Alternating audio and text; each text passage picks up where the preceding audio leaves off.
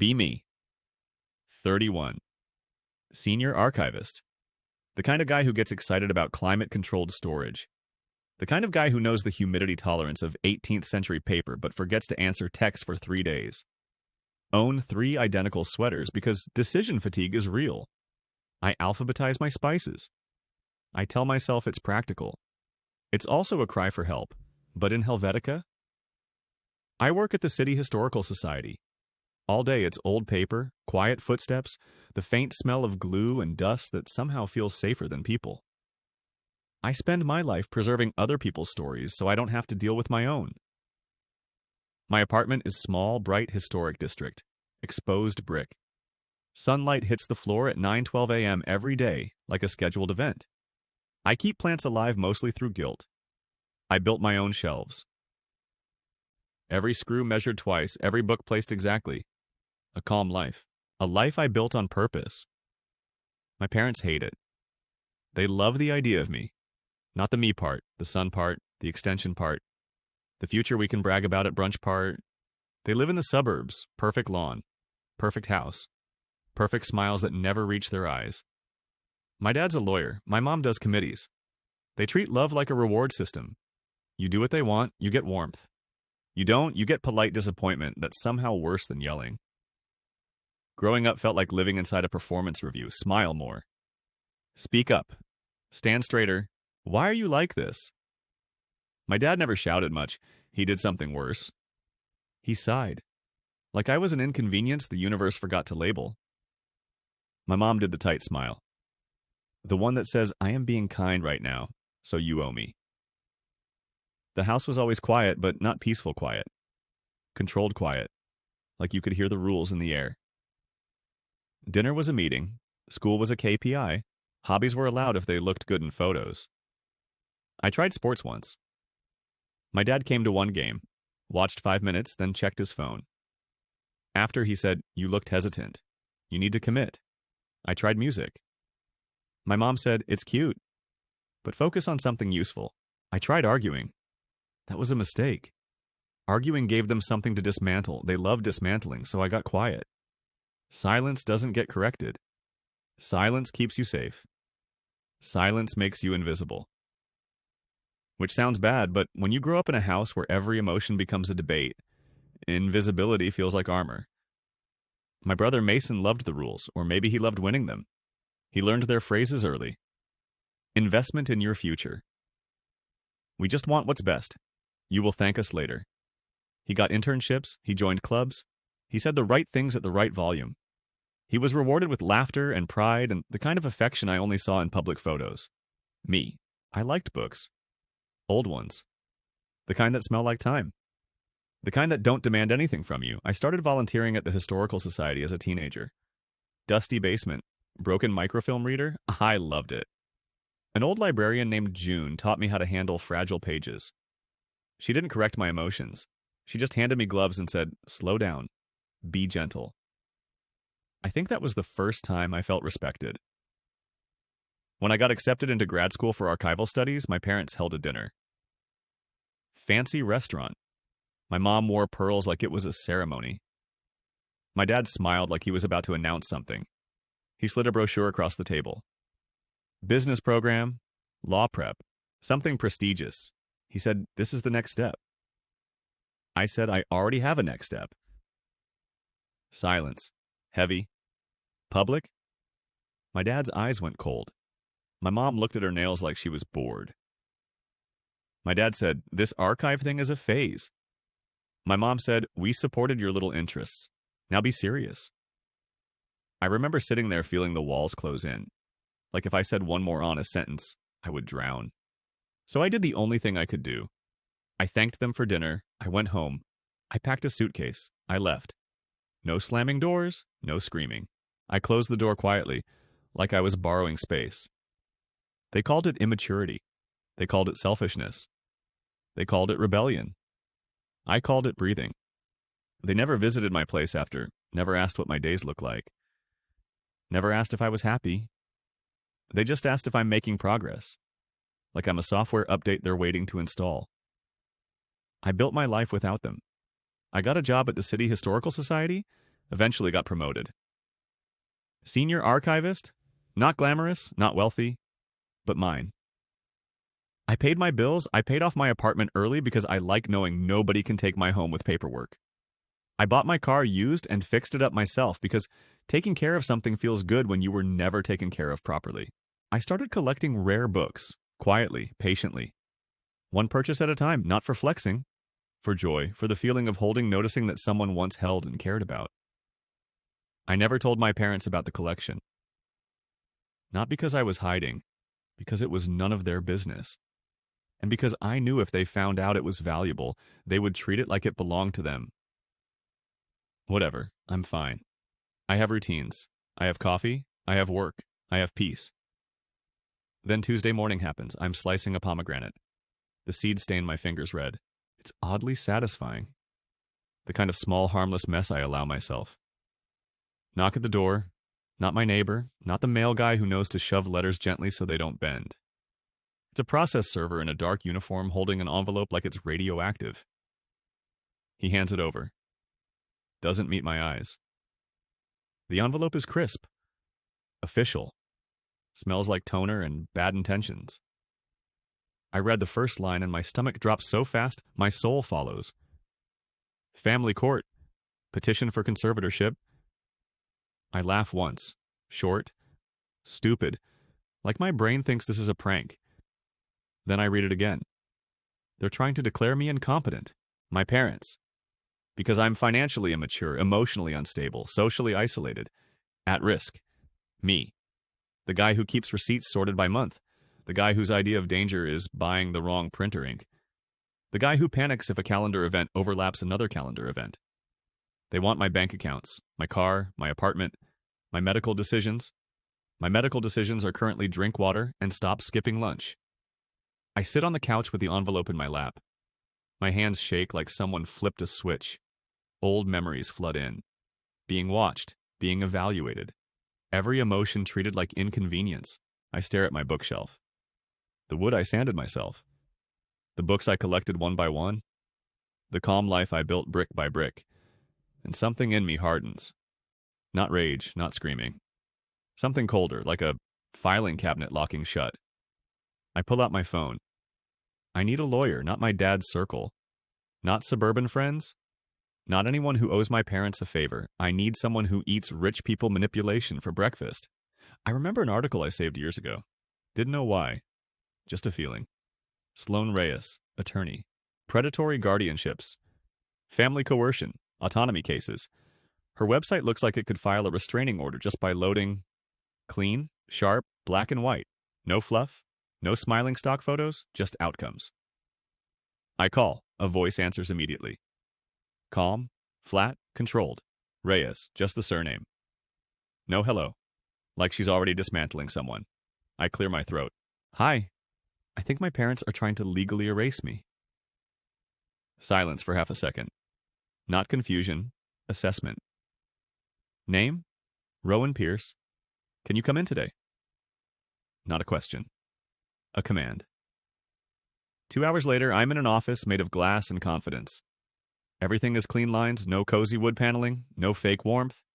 It feels like a place where people tell the truth or get cut. Sloan Reyes walks in, and I immediately understand why judges probably sit up straighter when she speaks. Mid-30s? Tailored suit? Hair perfect in a way that looks effortless, but absolutely isn't. Eyes sharp enough to slice paper. She doesn't smile. She doesn't need to. She takes the petition, skims it like a menu. Her face doesn't change. The air does. They went straight to conservatorship, she says. That's not concern. That's conquest. I swallow. So I'm not overreacting. You're underreacting, she says. Tell me everything. Money, history, gifts with strings, threats disguised as love. So I talk. I talk about conditional affection, about phone calls that felt like audits, about leaving quietly because drama would have given them a story. I talk about how my brother always sounded like them, how my parents talked about me like I was a problem to fix. I talk about my apartment, my job, my routines. Sloan listens without interrupting. No pity, no judgment. Just collecting data like my pain is evidence. When I finish, she taps the petition once. 2 prongs, she says. We prove competence. We prove motive. What motive? I ask, still stupidly hoping this is just control. People don't do this without benefit, she says. Power or money, we'll find it. Rules follow, no contact. No posts, no reacting. Live your boring, responsible life, she says. I nod. That's my specialty. Good, she says, weaponize it. The next 3 weeks turn my life into paperwork. Which is ironic because I love paperwork, but this paperwork wants to kill me. Sloan requests bank statements, credit reports, proof of payment history, proof of income, proof of stability. I bring her folders. I bring her receipts. I bring her my entire boring existence on paper. She nods at my organization like she approves, but never compliments. Which is annoying. Which makes me want her approval more, which is probably how my parents trained me. Great. She also has an investigator digging into my parents. While that happens, I go to work and pretend everything is normal. It's not. Every time the phone rings at the archive, my heart spikes. Every time someone says, "Hey, Rowan, you okay?" I almost say the truth and then swallow it because the truth feels dangerous. At night, I stare at my ceiling and think about how easy it is to weaponize concern against someone quiet. I think about conservatorships. I read too much. I spiral. I imagine my parents controlling my bank accounts, selling my books, deciding what doctor I see, deciding where I live. I imagine them walking through my apartment like it belongs to them. My mom touching my shelves with disapproval. My dad saying, "This is clutter." I sit up at 2 a.m. and open the drawer where I keep the most valuable book in my collection. A first edition with a handwritten letter tucked inside. It's not just expensive, it's personal. It's proof that something old survived. My chest tightens. I feel like I'm holding my own life in my hands. 3 days before the hearing, Sloan calls. Rowan. We found motive. Okay, they're drowning, she says. Refinanced house, liens, bad investments, malpractice suit circling your father's firm. They're desperate. So I'm a bailout. You're a target, she corrects. They think you're small. She pauses. They don't know what you have. I swallow. I do have things. Rare books. Manuscripts. Years of careful collecting. Quiet rebellion. My parents never cared because it didn't look impressive on a balance sheet. Sloan asks, "Do you trust me?" It's not dramatic. It's practical. Yes, good, she says. We let them walk in confident. The night before the hearing, I can't sleep. I clean my kitchen. Twice. I line up baby carrots in the fridge like that will fix my nervous system. I stand in front of my bookshelf and touch the spines like I'm checking that they're still real. I realize something. My parents don't know me at all. Not even the basics. And that hurts more than the petition. Hearing day. Family court smells like lemon cleaner and fear. My parents are already there. Perfect outfits. Their lawyer smiles like he's already spending my money. They don't greet me. My mother looks through me like I'm an object that malfunctioned. My father doesn't look at me at all. He looks at the judge's bench like he belongs there. My brother is there too, standing behind them.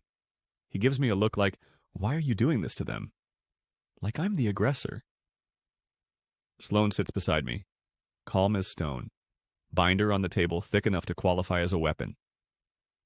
The performance begins. Their lawyer speaks in velvet sentences. He calls me delicate. He calls me isolated. He calls my career impractical.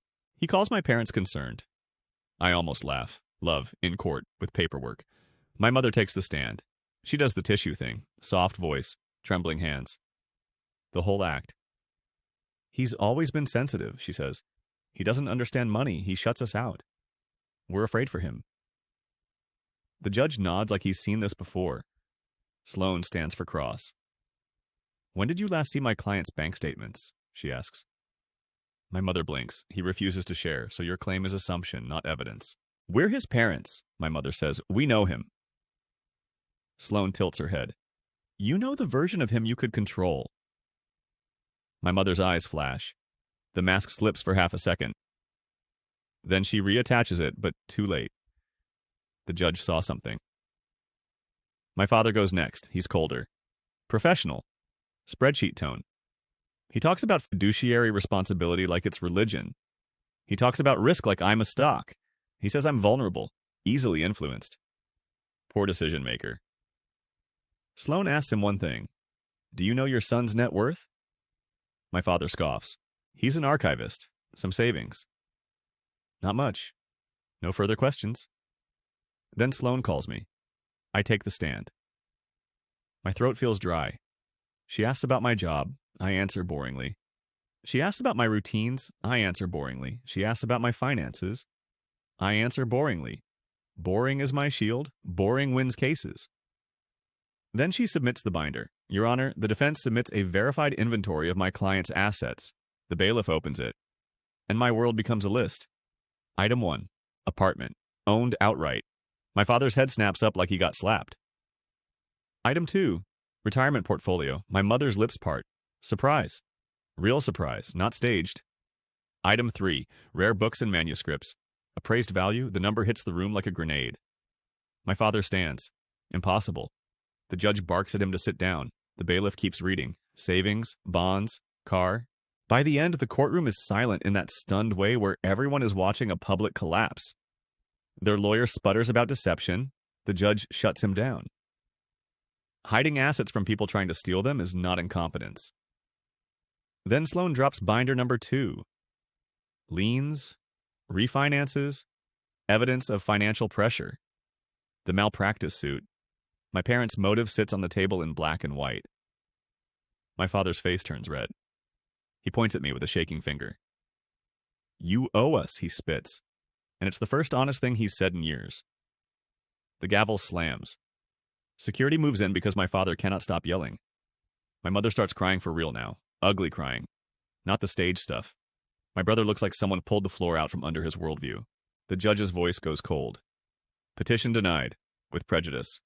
Referral for abuse of process. Words that mean, you tried something disgusting and you will be remembered for it. Outside the courthouse, my knees feel weak. Adrenaline drains and leaves me hollow. Sloan stands close. Doesn't touch me.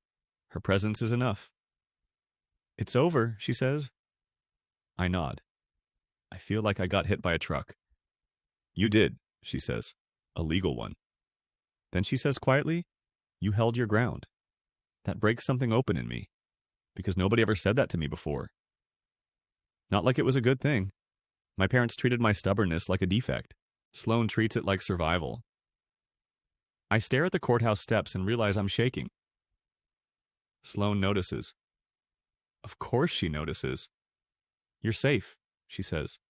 It shouldn't make me emotional, but it does. My eyes sting. I blink hard. She doesn't comment. She just stands there like a wall between me and the world. Over the next month, the case closes. Motions, filings, follow-ups. Sloan handles everything like it's nothing. Like my life is a normal Tuesday for her. I try to go back to normal, but normal is different now. I notice how often I expect punishment for existing. I notice how often I apologize for taking up space. I also notice how often I think about Sloan. Her voice, her calm, her refusal to let my parents rewrite reality. 30 days later, I show up at her office with coffee. One black, one sweet. She takes the black without comment, like she expected it. You remembered, she says. I archive things, I reply, it's a condition. She almost smiles. Almost. We go to dinner. Not fancy. Quiet place. Good food. No performance. We talk. Actually talk. Not about my parents. Not about court. About other things. Normal things. She tells me about her work. About cases where people lost because nobody fought hard enough. About how family can be the most dangerous opponent because they know your weak spots. I tell her about my job. About how history is not just facts, it's people trying to be remembered. At one point, she looks at me and says, "You're not as fragile as they said." I shrug. I'm fragile, just not incompetent. She makes a sound that might be a laugh. Outside my building, the night is cold. Streetlights buzz. She says, I don't date casually. I don't either, I say. My voice is too honest. She studies me like she's cross-examining my soul. I'm not easy, she says. I alphabetize my spices, I say. Her mouth twitches. A smile, real this time. Then she kisses me. It's gentle, controlled, like she's being careful with something valuable. Fade to black. Months pass. We become a thing. Slowly. Safely. She doesn't move in. She doesn't merge lives recklessly. She keeps boundaries. It's part of what makes her feel safe. But she starts leaving things at my place. A toothbrush, a hair tie, a mug. I start keeping her tea stocked without telling her. She notices anyway. We get into one argument about staples versus clips. It's ridiculous. It's also the healthiest conflict of my life. Because she doesn't use it to win. She uses it to understand. My parents try to return, of course. Emails first, then calls from unknown numbers. Then a letter that says, "We forgive you." Like they're granting mercy. Like they didn't try to steal my autonomy. I block them. Sloane doesn't celebrate. She just squeezes my hand once, firm, proud, like a silent verdict. Then one morning she's standing in my kitchen wearing my hoodie. She looks pale. Not sick pale, focused pale. Like she's bracing for impact. I set down my mug. "Hey, you okay?" She doesn't answer right away. Her eyes flick to the counter, then back to me. "I took a test," she says. My brain jumps stupidly, like a bar exam test. A continuing education test. "Sperm was involved," she says flatly. I freeze. She exhales once, sharp. "I'm pregnant, Rowan." The sentence sits in the air, heavy, real. My hands hover in front of me like I don't know what to do with them. I swallow. "Are you sure?" She nods. Her jaw tightens. Her eyes shine in a way that makes my chest ache. "I didn't think I could," she says quietly, "and now I'm terrified." I step closer slowly like I'm approaching a wild animal that might bolt. "Do you want this?" I ask. Careful. Steady. Because this isn't my steering wheel. Sloane's throat moves. I don't know what I want yet. I just know it's real. "Okay," I say. She looks at me like she expects panic. Like she expects me to vanish. Like she's seen men vanish when life gets complicated. I reach for her hand. "We can be scared together," I say. She lets out a small laugh that sounds like it hurts. "That's not comforting." "I have other skills," I say. "I can build spreadsheets. I can research prenatal vitamins like it's a dissertation. I can carry the emotional labor of snack acquisition." Her shoulders shake with a laugh that turns into a shaky breath. Then she leans her forehead against my chest and I hold her. And it hits me. My parents tried to steal my life. And now my life is growing. Literally. Inside the person I love. The most terrifying lawyer in the city, suddenly vulnerable, suddenly human, suddenly trusting me with something enormous. Chaos begins immediately. Sloane tries to treat pregnancy like a case. She makes a binder. Tabs, color-coded, appointments, questions, nutrition, legal protections. I walk in one night and she's highlighting a prenatal pamphlet with the intensity of a murder trial. "You cannot cross-examine a fetus," I tell her. "Watch me," she mutters, sipping ginger tea like it personally betrayed her. She gets cravings at odd hours, pickles, citrus, toast. Something called, "I need exactly this or I'll cry." I become a delivery service powered by love and fear. She hates being fussed over. She also hates being nauseous. She hates that her body is calling shots without asking. I try to help. I also annoy her. She says, "Stop hovering." I say, "I'm not hovering. I'm existing near you." She says, "That's hovering." I learn quickly that the correct response is, "What do you need?" Not, "Here's a solution." She doesn't want solutions. She wants someone who stays. One night she wakes me at 2 a.m. "Rowan." "Yeah," I mumble, instantly awake because her voice is different. If I start crying, she says, dead serious, "You say nothing." "Understood," I say. She stares at the ceiling and whispers, "I'm going to be someone's mom." I reach for her hand in the dark. "And I'm going to be someone's dad," I whisper back. "If you'll have me." She turns her head. Her eyes are soft in a way I've never seen in court. "I already do," she says. "We tell my coworkers." The archive staff loses their minds. Someone tries to knit a baby hat in the break room. It comes out looking like a haunted sock. We keep it anyway. We do not tell my parents. They do not get access to this. Not after they tried to cannibalize me. But life loves a twist. One afternoon after an appointment, we stopped for coffee near the courthouse. Routine, normal, almost peaceful. My mother appears like a ghost. Perfect hair, perfect coat. Eyes that sharpen when they land on Sloane's hand resting on her stomach. She smiles, not warm. Strategic.